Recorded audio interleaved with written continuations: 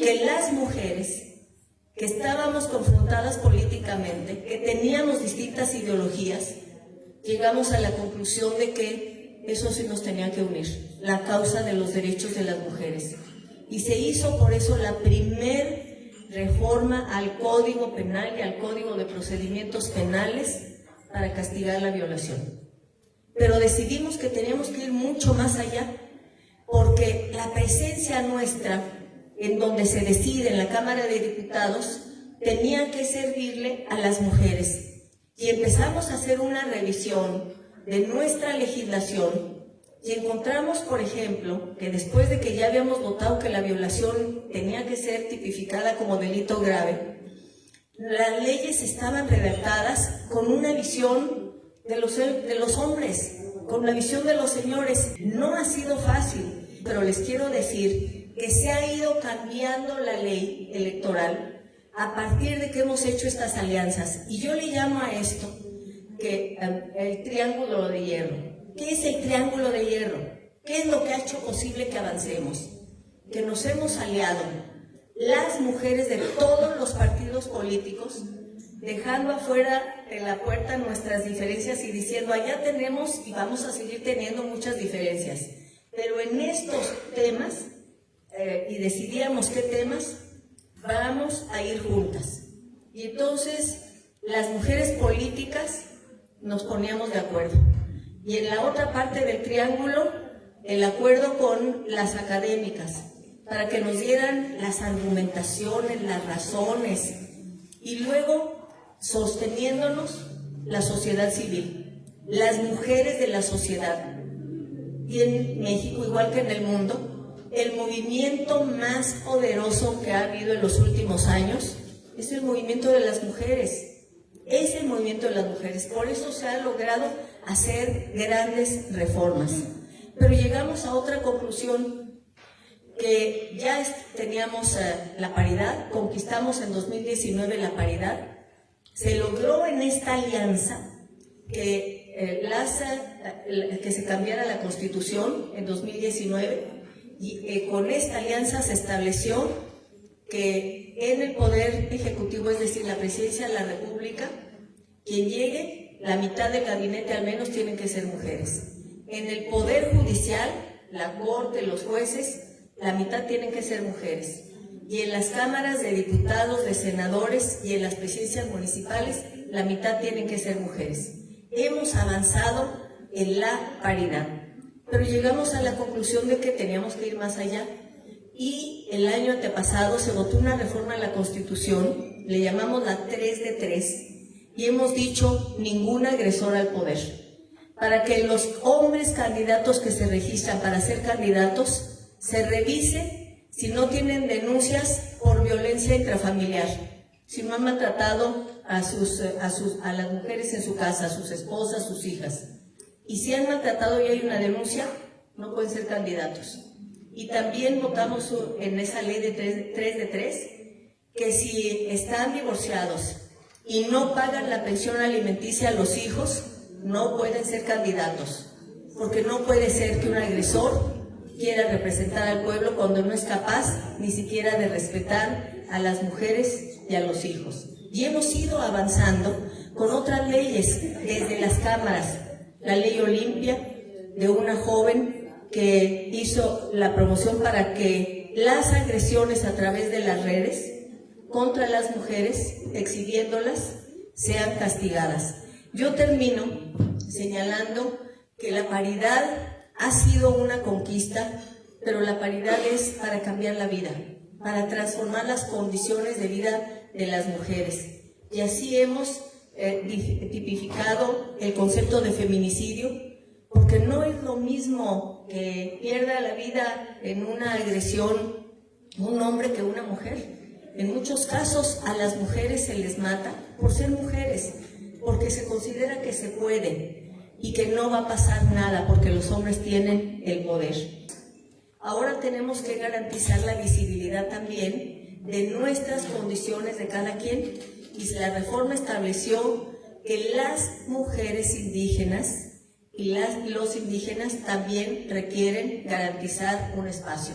Y en la legislación electoral está establecido que en las candidaturas tiene que haber mujeres, tiene que haber indígenas, tiene que haber jóvenes, tiene que haber personas de la comunidad LGBT. Es decir, que la democracia no es solo votar.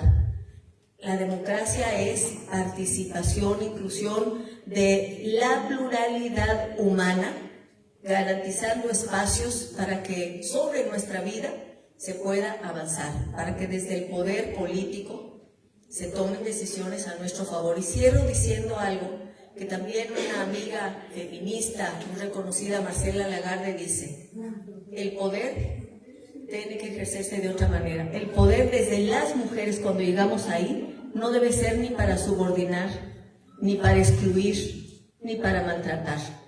Tenemos que construir el poder de otra manera.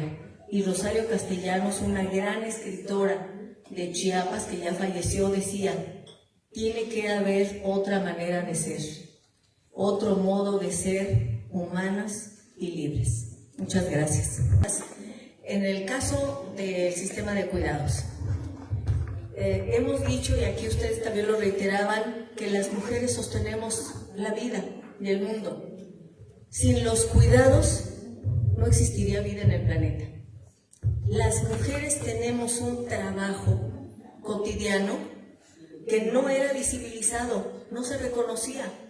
Se llegaban a hacer las encuestas a las casas y preguntaba el encuestador a una mujer ama de casa: ¿y a qué se dedica? Y decía: pues, ¿en qué trabaja? Y decía: nada. Pero es trabajo. Sin ese trabajo la vida no se sostendría. Y lo que hemos planteado es que se debe reconocer el valor de los cuidados, no solamente reconocer que es un trabajo, sino el valor. Y en Beijing ya se planteó que en las cuentas nacionales que hacen los gobiernos, los países, tiene que contabilizarse el valor del trabajo doméstico, el trabajo de cuidados en casa.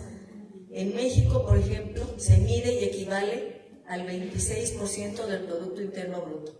Esto es una cifra, pero lo que yo quiero decir es que se reconoce que tiene un valor y que si, por ejemplo, esta semana completa, todas las que estamos aquí, decidieran ustedes que no van a regresar a la casa, que se van a quedar aquí, no solo en esta reunión, sino de paseo, seguramente allá se cae todo en la comunidad, porque ¿quién va a hacer de comer? ¿Quién lleva a los niños? ¿Quién? Todo se cae. Aquí no abrirían los comercios, no podría funcionar el transporte, las fábricas se paralizarían. Los cuidados son sustanciales, sostienen la vida y son una parte fundamental de la economía. Son fundamentales. Y entonces lo que hemos planteado es que el gobierno, los estados, deben reconocer la importancia de los cuidados. Y hay un concepto, una palabra sobre la que hemos insistido yo de manera reiterada, y es que debemos hacer todo por construir un estado de bienestar cuidador. Y que los cuidados deben convertirse en la principal política pública de nuestros tiempos, porque estamos atrapadas en el terreno chicloso de las tareas diarias. Y eso nos impide, porque estamos trabajando en la casa, cuidando a nuestros seres queridos, a los niños, a los abuelos, a los que están enfermos, nos impide prepararnos. Y fíjense nada más, las mujeres que tienen un empleo con un salario, un empleo remunerado, la mayor parte, el 70%, cuando abandonan el empleo, es porque van a cuidar, porque nadie más cuida en la casa, y si no lo hacen ellas, ¿quién más lo va a hacer?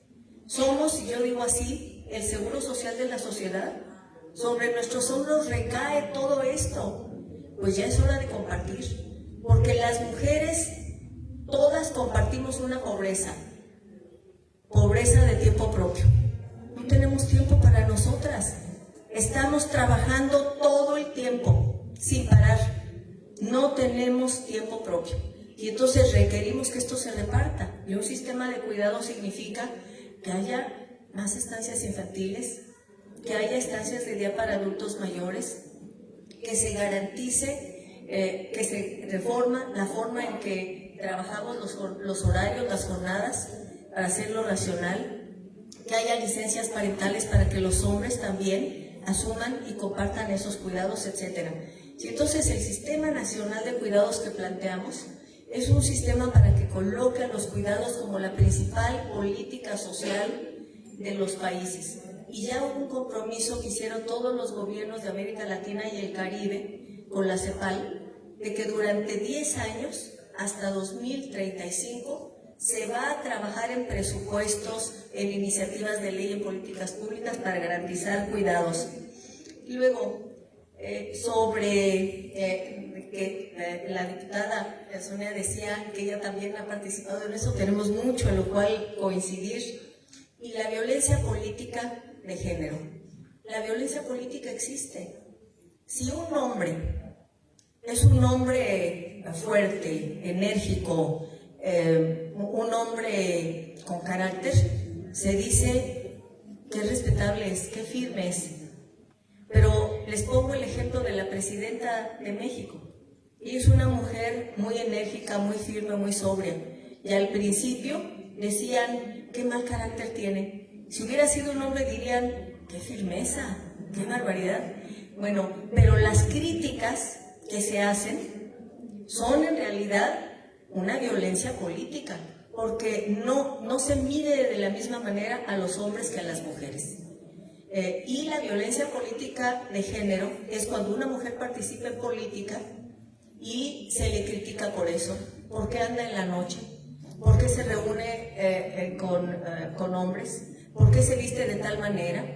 ¿Por qué si quiere ser candidata no va y se pinta, ¿verdad? ¿Y por qué no va al salón de belleza? Etcétera, etcétera. Entonces, la violencia política de género es contra las mujeres políticas, pero llega a grados muy graves.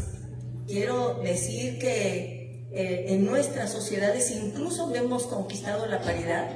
En las campañas, quienes más violencia sufren, no solamente a través de los medios de comunicación, sino de manera terrible en las redes sociales, son las mujeres. Todo se critica. Un hombre puede andar desaliñado porque dice estuve trabajando todo el día. A una mujer no se le perdona, pero eso es el caso menor. Y entonces la violencia política de género está ya tipificada en la legislación. Y alguien que ejerza violencia política de género contra una mujer, ya en la legislación mexicana es sancionado. Se le puede sancionar, pero todavía hay debate sobre eso. Y luego Jeffrey preguntaba, ¿y en las familias, en la vida cotidiana, cómo se han reflejado estos avances? Bueno, hay una doble manera de verlos, diría yo, o de expresarse. Por un lado, el hecho de que haya paridad, de que haya más mujeres en espacios de decisión, de que haya leyes que las protegen, ha hecho que las mujeres se sientan con más protección, que puedan denunciar, que saben que no están solas, que están acompañadas. Pero yo percibo que también ha habido una especie de boomerang, de decir, ¿quieres obtener tu propia opinión? Y ha aumentado la violencia hacia las mujeres por tener su propia opinión. Entonces, ¿qué es lo que requerimos hacer? No solo leyes. Las leyes están bien, son importantes. Requerimos estar en espacios de poder, pero necesitamos que en la vida cotidiana se construya una nueva cultura del respeto, para que la violencia, las agresiones hacia las mujeres y hacia las niñas, contra las mujeres y las niñas, se detenga. Hoy lo que vivimos es una violencia exacerbada. Cuando yo hablo de los feminicidios no es una palabra. Los feminicidios existen. Y en México son en promedio 11 mujeres víctimas de feminicidio al día. Y la pregunta es, ¿quiénes son los agresores? La mayor parte de los agresores son alguien cercano a la víctima. Era el marido, el novio, el amante, el compañero. Esos son los agresores. No es que sea la delincuencia organizada, es en el entorno más cercano. Y requerimos entonces cambiar esa cultura. Si las mujeres avanzamos, los hombres también tienen que avanzar, tienen que transformarse. Pues felicidades por este encuentro que nos permite reflexionar juntas y mi reconocimiento a las mujeres de Guatemala que han dado luchas tan importantes por la democracia, por sus derechos, y que se merecen, y lo están haciendo con reflexiones como esta, la paridad, y que seguramente pronto, sin dejar de insistir, y termino con esta palabra que una amiga que es la presidenta de la Comisión de Igualdad en el Senado siempre dice: hay que ser insistencialistas, no darnos por vencidas en ser insistencialistas, insistir, insistir, insistir, y aliarnos en lo que podamos caminar juntas, y en lo que tengamos diferencias, defender nuestras propias visiones. Muchas gracias.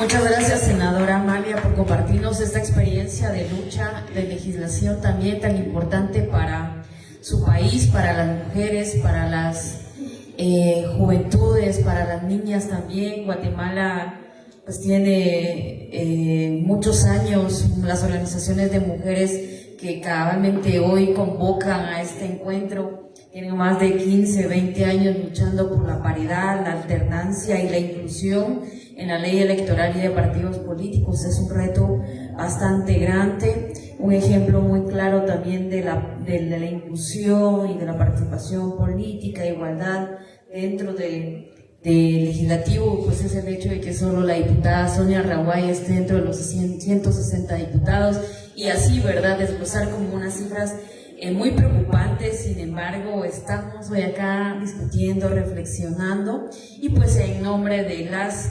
organizadoras de este encuentro internacional quisiéramos hacerle la entrega de este tejido de la región Ixil, que dice: por su participación en el encuentro internacional de mujeres y mujeres indígenas en la región latinoamericana, caminando hacia la paridad y la democracia. Eximuleu, enero 2026.